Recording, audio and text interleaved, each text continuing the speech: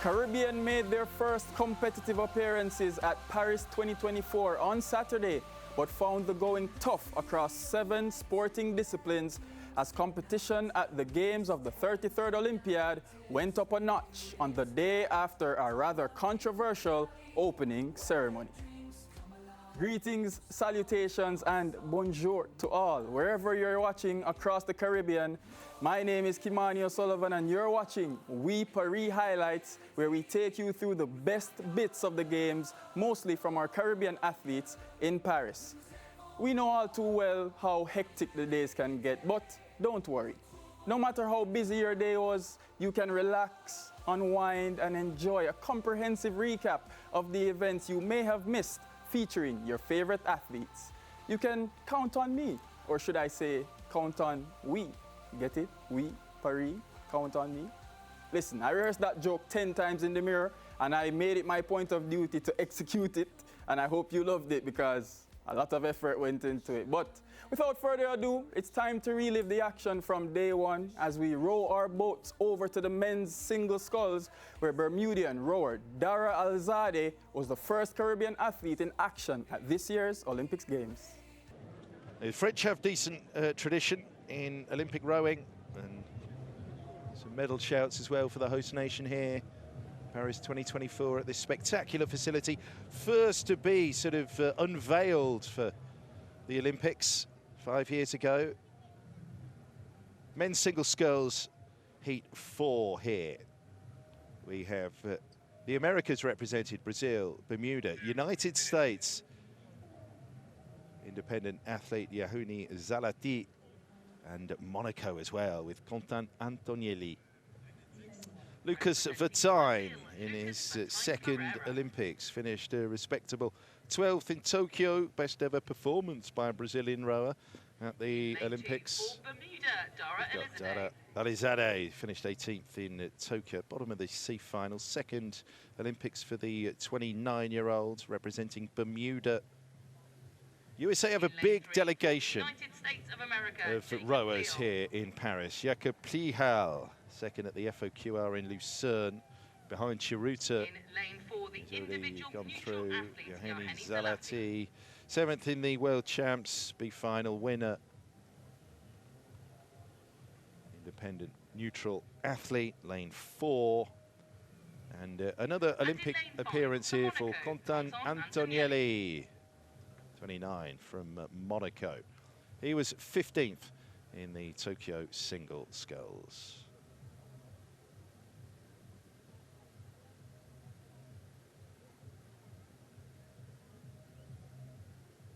Pihal there from the Craftsbury Green Sculling Project up in New York, Vermont, sorry. Alzadeh being coached here by Cambridge University boat club coach, which he's an alumnus. Rob Baker, his coach. Always a fun man around the boat park, Dara.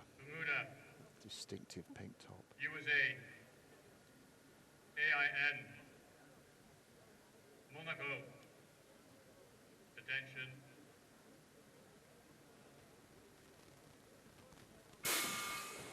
Away we go then as the heats continue. Men's single sculls. This is the first discipline to get out on the water, get cracking on the opening morning of Olympic rowing here at Paris 2024. So top 3 again from 5 in this race. Vertine of Brazil, Alzadeh of Bermuda, Plihal of United States, Zalati, the independent neutral athlete, and Antonielli of Monaco. Lanes at 1 to 5 here.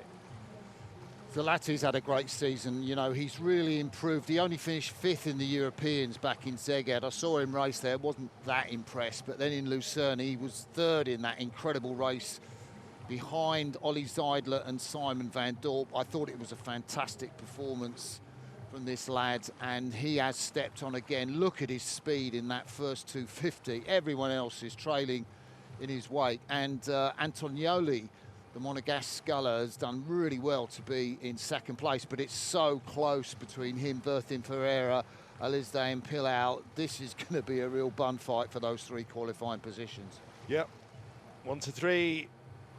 They're the automatic qualifiers. Clear leads for Zalati at present. Only 4 international caps before this season. New addition to the ranks of single sculling at the age of 24. B-final winner at the World Champs last year, and then was 5th at the Europeans a little earlier in 2024. Did get a bronze at the second World Rowing Cup event. That was in Lucerne, wasn't it? At the Rozzi. Not quite as quick as the previous heat through 500, but pretty close to it. That shows you the speed that the neutral athlete Zalati has put out there. We first saw him in 2017. He took a junior silver medal together with Artsim Laputsin in the double sculls. He's always been a sculler, but really come out into his own now as he's in the single. Vertin Ferreira in that yellow boat at the top of your screen, the Brazilian pushing into second place. At the age of 14, at an invitation of a friend, he went to the Lagoa where the 2016 Olympic regatta was held. He loved it. He joined the Botafogo club and has never looked back. He's now in second place in this race. Pilau in third, but only just ahead of Antonioli, and the Bermudan not out of it either. Zalati controlling then this heat. This is the 4th of 6 heats in the men's single. Then it'll be on to the women's single. Same number of athletes, same boat division, same progression of the competition, and then it'll be double sculls and quad sculls at the heat stage on this opening morning of Olympic rowing. And what I like about Zalati, if you look at him, look how low his shoulders are at the pickup at the front. They're really low down to the boat, and that means that he's getting all the big muscles, his glutes, in terms of his lower back, he's getting all those big muscles onto the propulsion of the boat. There's nothing up top to interrupt that. Antonielli going well here. Zalati out in front. It's Vertain who's come through. Plihal, but not a million miles ahead there of Antonielli, the Monegasque sculler, and Dara Alizadeh is bringing up the rear at present for Bermuda. Zalati there rowing in the yellow German shell with that reverse wing, that familiar reverse carbon fibre wing bolted onto the boat behind him. And Antonioli, the former Oxford Brookes student, rowed in there 8, studied business studies there. He is battling for that 3rd place with Jakob Pilau, of course, finished 2nd in the qualification regatta. That was such a big ask that the American produced an answer to in Lucerne, the final Olympic qualification regatta. He's just pushed a little bit, and Antonioli's going to need to go again if he's going to get that 3rd place. Yeah, he's already written his little bit of Olympic history. Antonielli, only the 2nd rower to represent Monaco at the Olympic Games when he took to the water in Tokyo 2020 after Matthias Raymond 2008 and 2012, so that 2nd Monegasque rower at the Olympics since, well, the best part of a century, actually. Having a really good scull here in this heat. Zalati, Vertain Ferreira, Plihal and Antonielli. That's the battle at the moment for 3rd place between the American and the Monegasque sculler. It's still Zalati's heat here. In men's single sculling, Antonielli was unable to keep the pace, and right at the line, Plihal, yeah, goes into a photo. Those two qualify whatever, and you can see there Antonielli just faded a bit, didn't quite have that stamina over the last 500, but hey-ho, it is the independent neutral athlete, it is Brazil and the United States who go through. I'd like to say that was Pilau that got that on the eye. Looked like it. We're still waiting for the result, and it's those long strokes, that lower rating that won out in the end as Dara Alizadeh in the women's single sculls up against Emma Twigg, the Olympic champion. Johanny Zalati, Jakob Plihal, yeah, he got it. He got it in 2nd. Not much, 100th of a second. Lucas Vertain Ferreira qualifies ultimately in 3rd place. Antonielli and Alizadeh into the repechage. Yeah, Alizade crossing the line in 7 minutes and 23 seconds, missing out on a top 3 automatic qualifying spot to the quarterfinals. He'll have another chance to qualify through the repechage round to be contested on Sunday at 2:36 a.m. Jamaica time, 3:36 ECT. On to judo. Jamaicans judoka Ashley Mackenzie made it to the men's 60-kilogram round of 16 following a comprehensive 10-0 victory over Yemen's Hisham Makaber in preliminary round action. Mackenzie then went on to face Turkey's Salih Yildiz in the round of 16, with that one ending in a 1-0 defeat for Mackenzie, the 35-year-old who competed at 3 Olympic Games for Great Britain and also won double at the 2022 Commonwealth Games before switching to the black, green and gold. You're watching We Paris highlights. Let's take a break, but in the meantime, you can get your paddles ready for some table tennis featuring Chelsea Edgehill of Guyana. Don't go anywhere.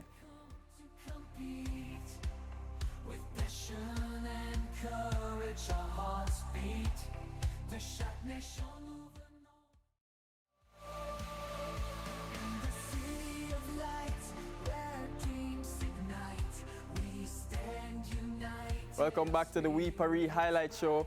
We are still recapping the action from day 1 of the games of the 33rd Olympiad, and as promised, table tennis is next on the agenda, where Guyana's Chelsea Edgehill, in her 2nd consecutive Olympic Games, contested the preliminary round of women's singles. Here's how it went.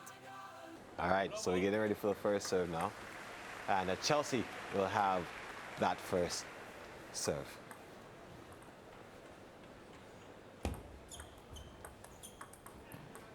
First point is always a good point to win, build a little confidence.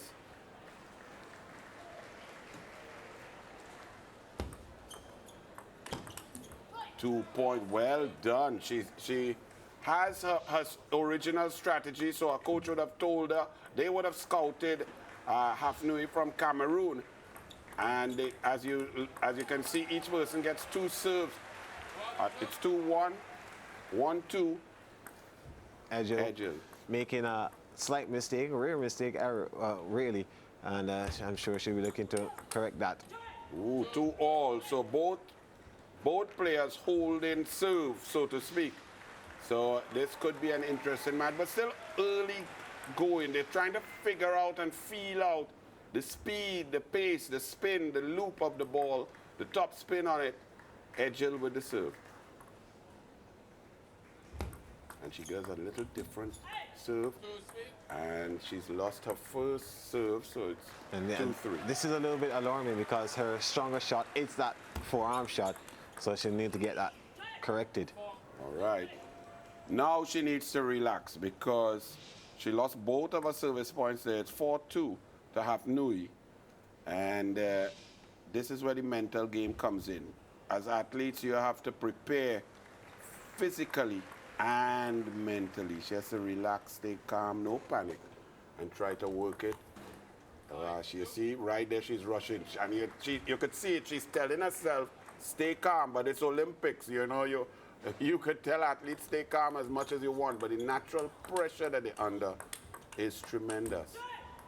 And now there's a huge gap. So Hafnui is going to feel comfortable. You could see in the eyes of Edgehill, she's getting a little worried. Right there, she needs to slow it down, take some breaths, try to just win 1 point, because she hasn't won point since the first 2 serves. And she got one. Very good. And now you will see the body language change. These people have to understand the pressure these athletes go through, and it's remarkable, the ebbs and flow. 7-3 in favor of the Cameroonian, and we'll see how Chelsea responds.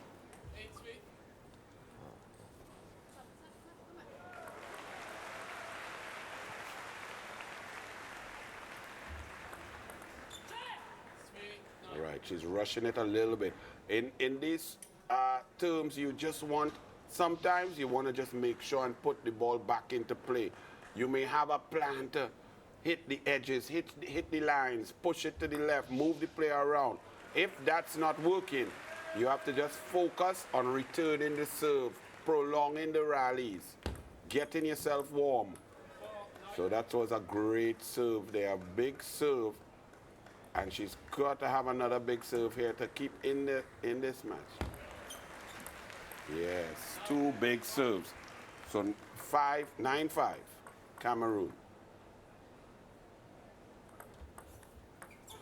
And that was lovely. It's like she's hearing what we're saying. If you notice, she took the pace off the ball. She just made sure to get it back safely and won the point. That's very intelligent play from Edgel. And as I say that, she went at it a little bit too aggressively there and missed the edge of the table. She's not getting her length right now. A little bit of nerves, a little bit of pressure. She needs to relax. And that was the point of the match. So Cameroon takes the first. First set is over, and 11-6 for the Cameroonian Han Fu. Chelsea will go back to her coach and have a little bit of a chat. Yes. And try to. Now the coach has said, this is where you know if you're a coach. If you're a coach, this is the time. You've just come in the Olympics, your athlete is under pressure. It's incumbent upon you to let them know it's early, settle down. Although winning the first 2 points of the match, Edgel was outplayed in the opening set, losing the opening set 11-6 to Cameroon's Sarah Hanfu. But the 27-year-old Edgel fought back in the second set. That's where we pick up action with Gerard Morseely, Anil Roberts, and Chris Taylor on commentary.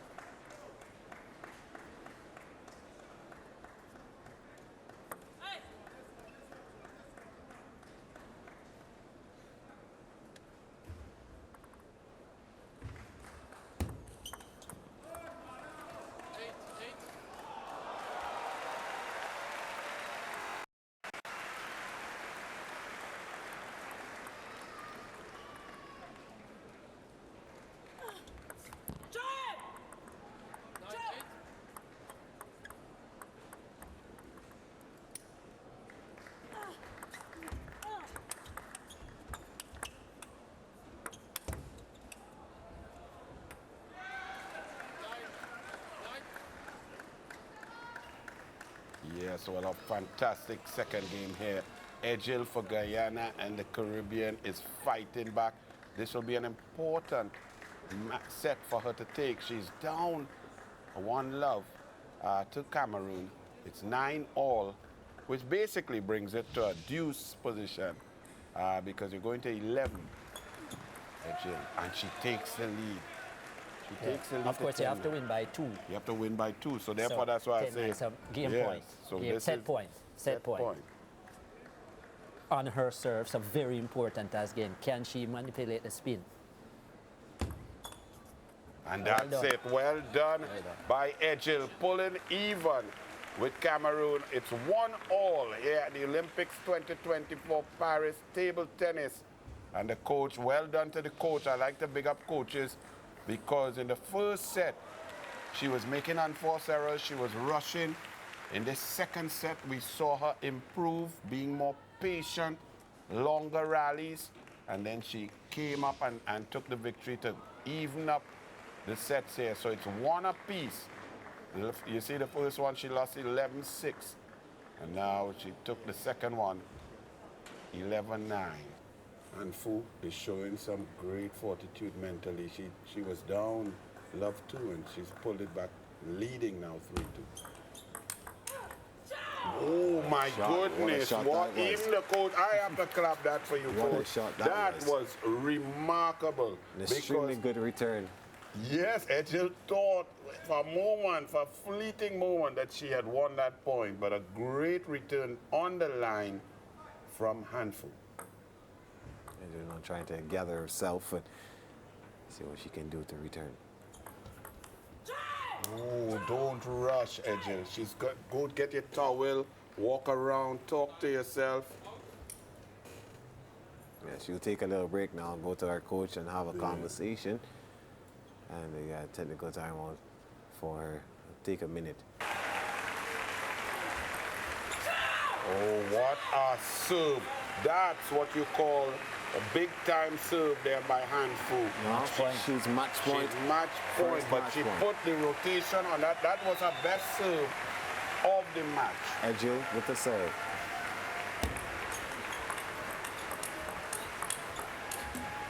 All right, she's got to fight back one at a time. Just one by one, no rush. And Fu tried to calm herself down. She might get tight here.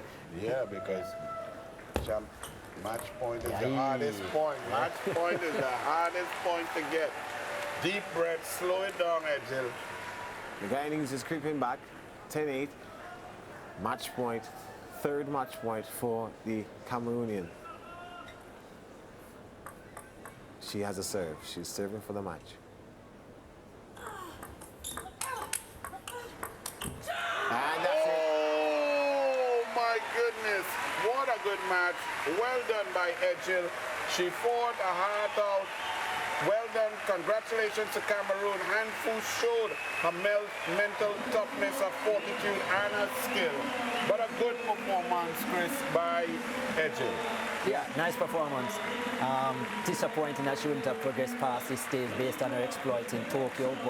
And I think when she looks back at it, she said to herself, too many unforced errors. But credit to the Cameroonian as well.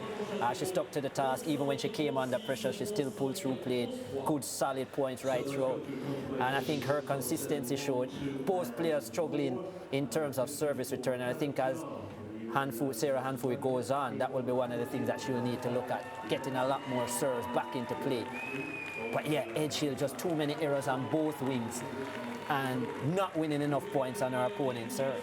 Yeah, her coach is happy. Edgel. Yes, coaches get very happy. But of course, that's a really good performance from Handful. A valiant effort there by Chelsea Edgel, falling 4-1 to 37-year-old Hafu. Donald Oliver was on site to have a chat with Edgel following the match.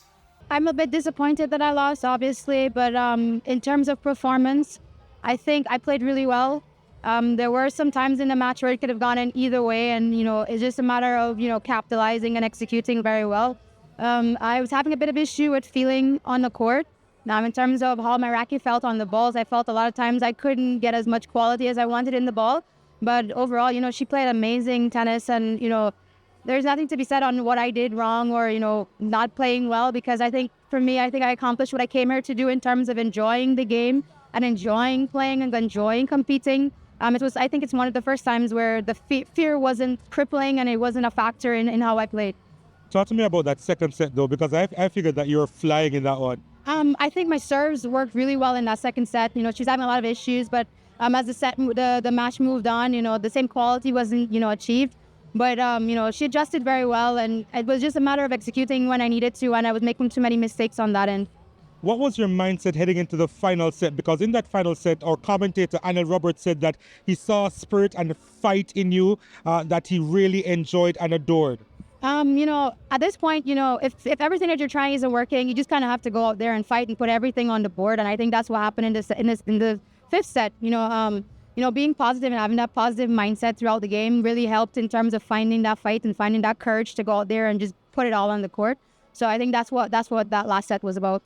Chelsea Edghill thereafter her effort in the prelims of table tennis singles will surely be a disappointing result for her. Remember, she won her preliminary match in Tokyo, so she would have been hoping to at least repeat that effort in Paris, but it was not to be. Soren Opti of Suriname was in badminton action on day one in the men's single group play stage. He took on China's Yuki Shi in Group A action. Shi ran out a comfortable winner with set scores 21-5 and 21-7. Up after that opening game loss, an important note that only the winner of the group will advance to the next round. In shooting, Aruban Philippe Pelage failed to advance past the preliminaries of the men's 10-meter air pistol after finishing in 33rd position. We're going to take another break, but when we return, we'll take a deep dive into the River Seine, but into the pool. Stay with us.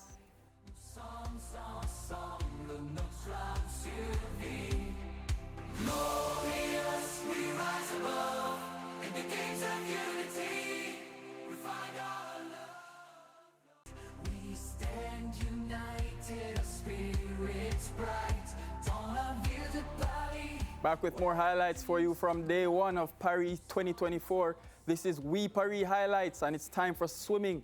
Firstly, with the women's 400-meter freestyle Heat 1, featuring Natalia Kuipers of the U.S. Virgin Islands. The world record held, of course, by the great Australian Ariana Titmus, in that time of 3:55.38. Katie Ledecky from the U.S., the perennial favorite in any event that she is in, holds the Olympic record at 3:56.46. Here are your competitors from heat number one. Kuipers from the Virgin Islands, one of 5 women in this. And in lane number 6, you'll have Anastasia Zelenskaya.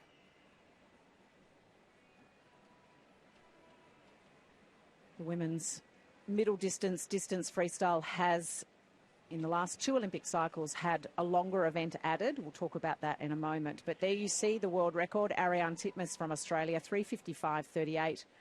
It's interesting when we get to the faster heats, just, 3:58, sub 4 minutes now is not in the top few. They're swimming so fast.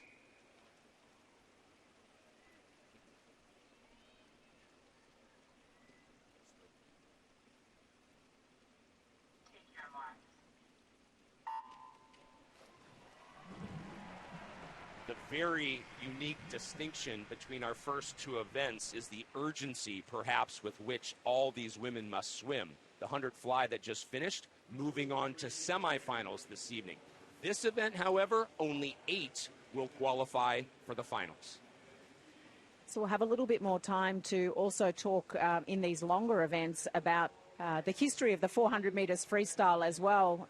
It is quite a prestigious event in Olympic competition, and it's had some very big names that have come through to win this event. The names of the likes of Janet Evans, the great American champion of the 20th century, probably arguably the best middle distance freestyler.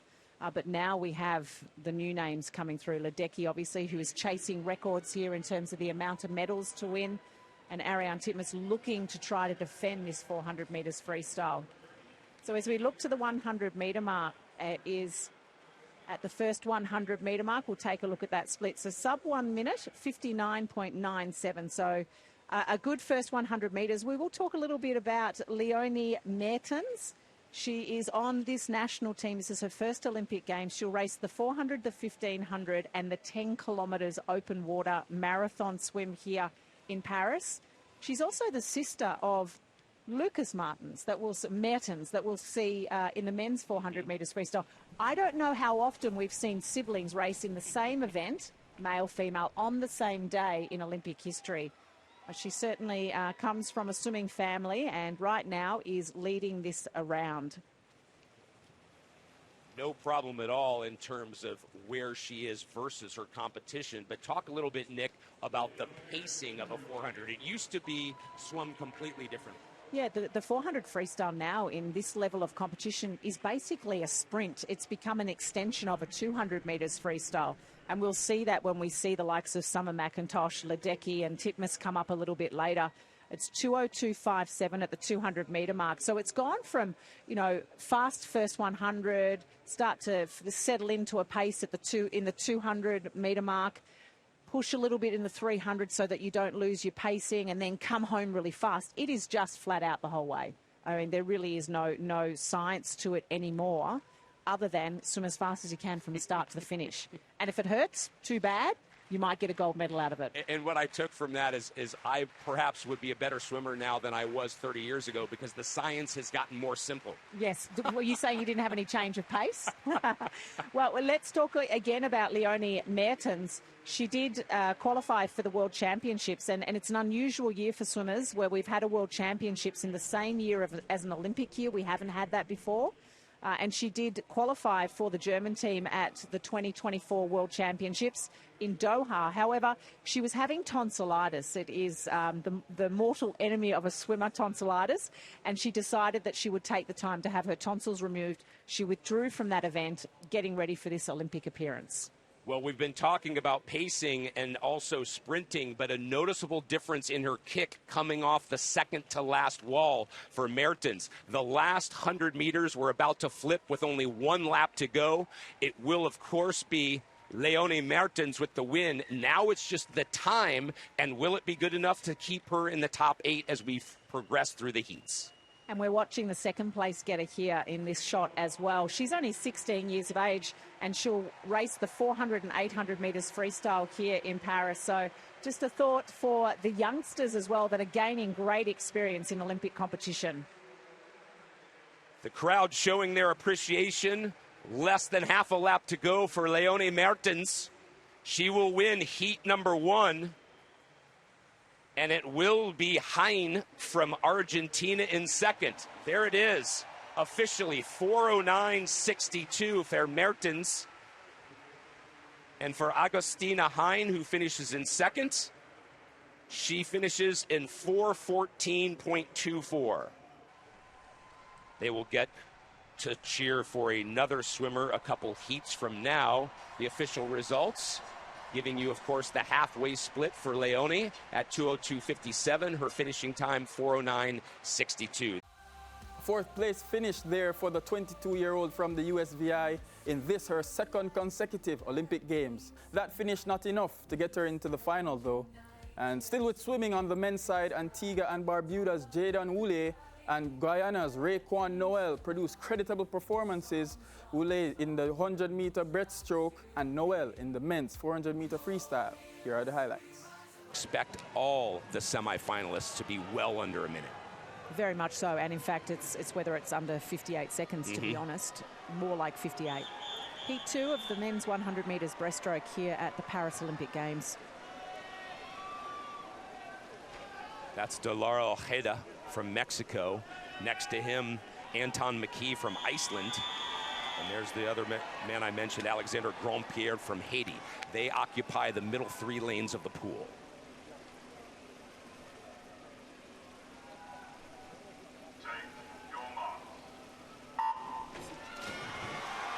The other thing I find fascinating, Nick, right? Breaststroke and the specialty strokes, I'll call them. These competitors practice the starts a lot. They do. All of the small things matter because they can be the difference between making a semi-final or winning a medal. So starts, turns and finishes are practiced quite often every single session.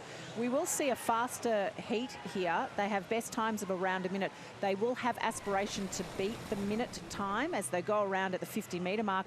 28.65 does set them up for a very good swim. One of the competitors in here, and I think he is leading right now, and that is Anton McKee from Iceland. This is actually his 4th Olympic Games, and he's been to 6 World Championships, so a lot of experience. And that experience paying off right now for McKee as he continues to have a slight advantage over De Lara Ojeda from Mexico. They are the top 2 in the middle of the pool. It's McKee towards the bottom. He extends and takes the heat win. 1:00, 1 minute, .62 is the winning time. We transition to the men's 400-meter freestyle. And I think the most interesting fact as we get ready to watch the first heat of the preliminaries is that the defending Olympic champion from Tunisia is not here. No, Hafnoui has not elected to come to Paris. There was, I think it was probably more to do with form, with motivation than anything else. Had some good results at the start of the year, certainly some results last year that would have put him in good stead, but has decided not to come to Paris to defend his championship. Mohamed Ridwan from Kenya, who was at the World Championships earlier this year in Doha, will be in lane number 2. We finish off with Alberto Vega in lane number 6 from Costa Rica. One of the longest world records in the book. Paul Biederman holds this world record set in 2009 at the World Swimming Championships, 3:40.07.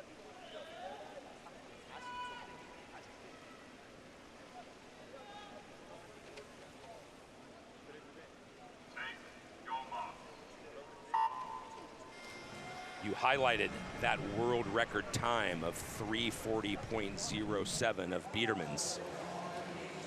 The times, of course, will be faster overall than we saw in the women's preliminaries earlier, but the strategy's basically the same. It is basically the same. It really is a sprint from start to finish. If you can conserve some energy in the heats and still make it through to the finals, you will do that.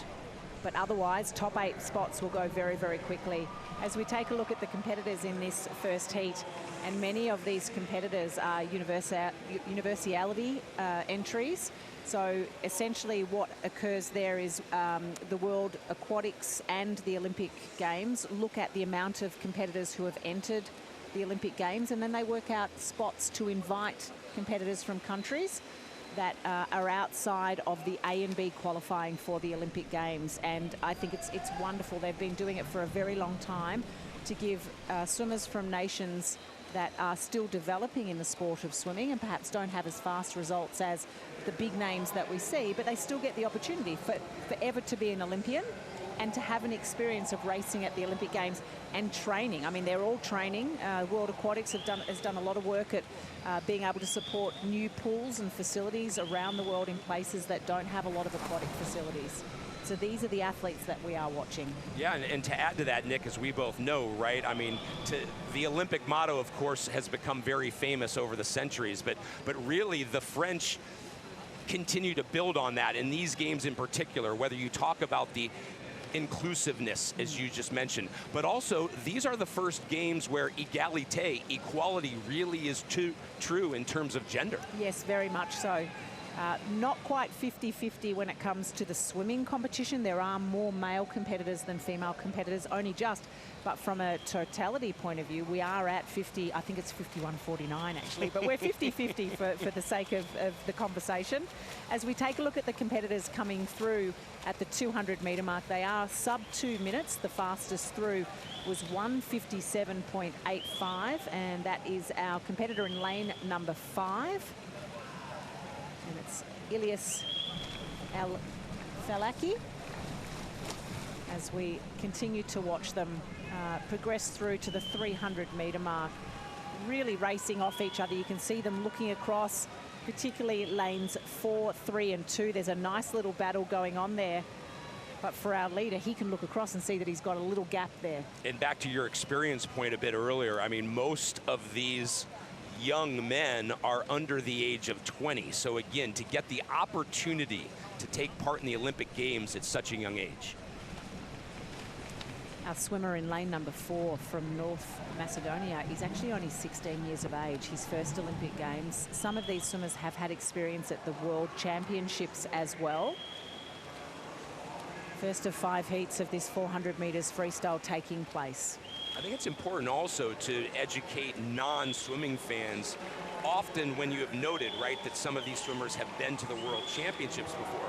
The World Championships are held every year, whereas the Olympic Games are only held every 4 years. Exactly right. So a lot more racing experience when it comes under the World Aquatics banner, as we see a move from Noel over in lane number 3, putting in some big strokes. This is going to be a battle to the wall in the 400 metres freestyle. Can the leader that's led from start to finish hold on? So will it be El Falaki from Morocco, or will it be Noel from Ghana? A surge from El Fayagi, and he takes that final stroke into the wall. The Moroccans have a heat winner here in Paris. 4:01.59, the winning time, a personal best time. Well done. 4:03 was the entry time, so a good 2 seconds PB, and that's what you want. That's exactly what you want to do at the Olympic Games. That is exactly right. Every single athlete of the 10,000 plus that are here want to have their best performance at these Olympics.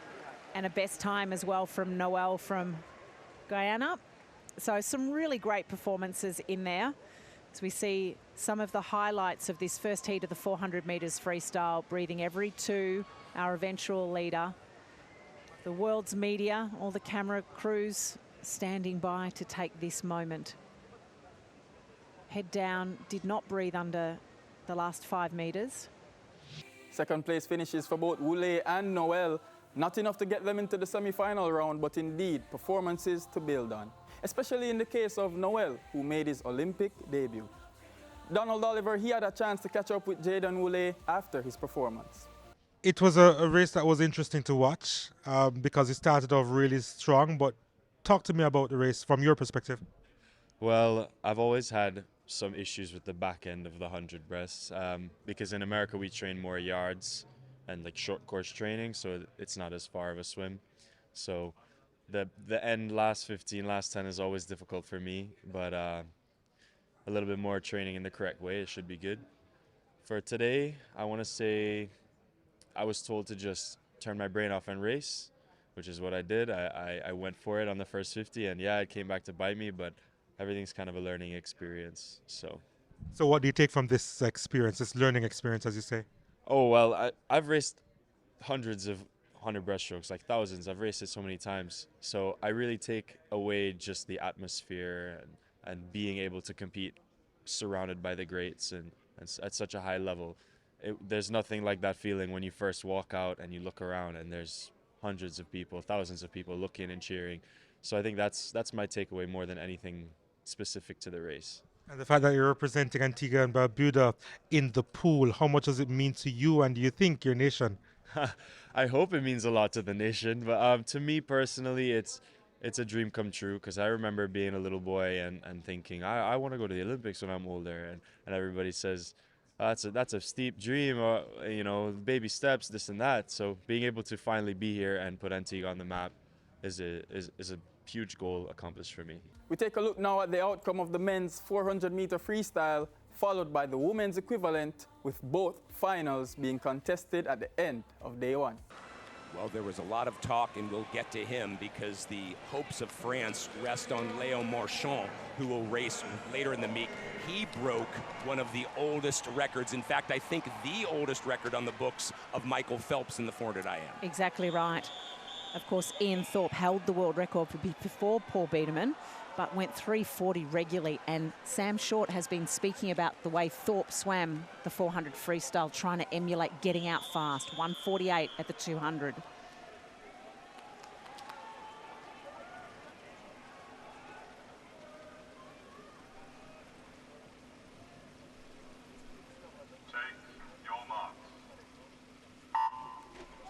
As the 400 free for both men and women has evolved over the years, it has basically become a sprint, but that does not mean that there is not strategy in how these men swim it. And it doesn't mean that there's not an adrenaline base in here where you are racing the race against your competitors. Off to a really good start over in lane number 1 is Kim Woo Min. He had the fastest reaction time. He doesn't lead it around at the 50-metre mark, but they are ahead of world record pace, and that is Mertens. When Paul Biedermann set this world record, he went a 1:51 at the 200-metre mark, which is, these guys are swimming faster than that, but it's the second 200, which was the key. He negative splitted, so that means faster in the second half of the race. 1:51, 1:49. And basically, for non-swimming fans, that is relatively unheard of. As you can see, almost half the field ahead of that world record line, which also is not seen very often. But again, you have in lane number 1 at the top of your screen, Kim Woo-min from Korea, basically even with Lucas Mertens in lane number 4. So 52.01 at the first 100 meter mark. That is also ahead of Sun Yang Sun's Olympic record. So really starting to pick up some pace at the 150 metre mark. Australian cap coming into view as well. That's Elijah Winnington, only 0.67 of a second behind the leaders. The other Australian cap on the other side, Sam Short, is there as well. Really beautiful technique. You can see the black line underneath Lucas Mertens. Very even with his technique. Breathing just to one side though, breathing across to Kim on the other side, so he's not seeing Elijah Winnington at the moment. And there's your halfway mark, and as you noted, Nick, they are well under world record pace, Martens over 2.5 seconds under that pace of Biedermann. So it's what they do now in this third 100 metres, really putting the foot down. Lucas Mertens has done a lot of work for this 400 metre race. He's been at altitude training, has really focused all his efforts on this. Starting to really make a move in terms of looking at the pacing at the moment is Elijah Winnington. He has a look off to his left-hand side. He knows and he can see exactly where Lucas Mertens is. Winnington in 6 has dropped off just a bit, and now you have Sam Short, the other Australian in lane 2, surging up onto Kim Woo-min. But it is still Lucas Mertens who is led basically from start to finish and still ahead of that world record line. The 300 is really where the fatigue starts to set in. Adrenaline will start to rush a little bit. Only 100 to go. They're almost 2 seconds below that world record, but watch that world record line zoom. It really does. I hope he can get it. He's really going to have to put the foot down, and the race is on between Kim and Short across on the other side of the pool. Well, keep in mind, this isn't just for gold. To medal is a monumental achievement to begin with. Lucas Mertens still in front, still under the world record, but that turn hurt him. That turn really disrupted his rhythm. Now it's about racing. How can he get his hand on the wall first? Well, this is where the fatigue starts to set in, and Kim is really making a move on him. This is going to be a really big battle. How about Winnington at the bottom? That's Elijah Winnington finding some speed, as is Aaron Shackle in lane number 7. But it's Mertens. A century ago, it was Johnny Weissmuller who ruled the pool. Today, it is Lucas Mertens who is king of the aquatic jungle.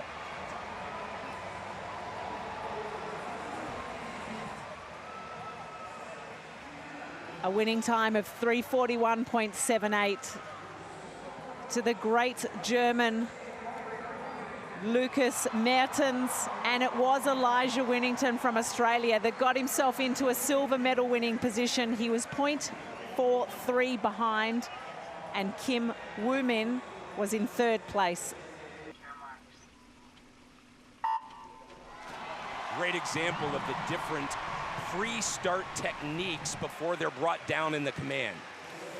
Well, nothing in the start there. And you know, we've been talking about Ledecky and we've been talking about Titmus, but already, look at this. Erica Fairweather going out quite fast. Summer McIntosh going out quite fast. So they're almost bookending either side of Ledecky and Titmus. So McIntosh really going out fast in this first 50. Yeah, and I mentioned how Summer McIntosh is the teen phenom, but we actually have another teenager in this heat, Jamie Perkins from Australia, and Erica Fairweather, who you mentioned, is only 20. So the youth movement is well represented. Good first 50 by McIntosh. She was under the world record pace of Ariarne Titmus. Now, this is good for Titmus. She can breathe across and have a look at where McIntosh is. McIntosh breathing away, Ledecky breathing away from Titmus.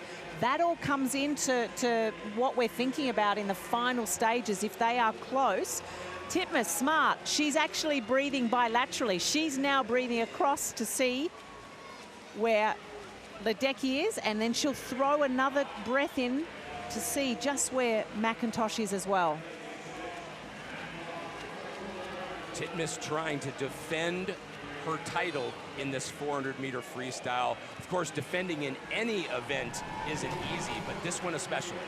She's not going to let anyone dictate this pace. She's really going to try and take it out fast and see what everybody else has. This is the first race of a very big program for Summer McIntosh as well. So a little bit of momentum heading Titmus's way in terms of the meters per second, 1.6 meters per second. Traveling right now, Ledecky sitting back. I can't see Ledecky being able to overtake Titmus at this stage. So it feels like at the halfway mark, this is a race between McIntosh and Titmus. Well, Titmus was out this morning at 1:58.1, so she's over a second faster here in the final. And only 0.03 away from her world record split. The third 100 is a tough 100 in a 400 freestyle. You really have to push through a pain barrier. You need to stay in control. You need to make sure the mind doesn't wander. Keep the intensity up. She's doing that. Let's take a look at this 50 split, 29.85. The other two competitors around her are in the 30 seconds. She's now over half a second ahead of Summer McIntosh and well ahead of the U.S.'s Katie Ledecky. In fact, as you mentioned, Ledecky not going to be able to make up this much ground in the final 100, where it looks like now Ariane has started to surge. Only 100 left. We're on world record watch now. Let's see the 300 meter. The split is, she's right on it, 200. Right so what there. has she got? What has McIntosh got? McIntosh is really trying to bring the big 6-beat kick. Her whole leg is out of the water trying to sprint kick. But really, this is all the hard work that Ariane Titmus has done with Dean Boxall at the St. Peter's Western Club in Brisbane that is now coming into play. She's going to be eyeballing McIntosh in the last 50. Titmus continues to dictate the pace and the pressure. 1 lap to go. She's almost a second ahead now and almost a second behind world record pace. But at the Olympics, it is about the medals. And Ariane Titmus has made her statement. Less than half a length to go. The Australian will defend her title. What a race, leading from start to finish. 5 meters to go, just a couple more strokes. Ariane terminates her competition, defending her gold and repeating as Olympic champion. What a swim. There's Dean Boxall, her coach. She has defended her Olympic title. There are her parents and her support crew. Just incredible. 3:57.49. Doesn't get the Olympic record, but she gets a second gold medal around her neck. What an incredible performance. Ledecky gets into third, and Summer McIntosh wins her first individual medal at the Olympic Games. Yeah, we're just about through with the highlights from day one. I couldn't let you go, though, without an update on the medal standings. Here's what it looks like on day one, with Australia leading the pack with those 3 gold medals. Yeah, day one is in the bag. And of course, things are just getting started in the City of Love. And I'll be back with you tomorrow. Same time, same place, same face. Take care.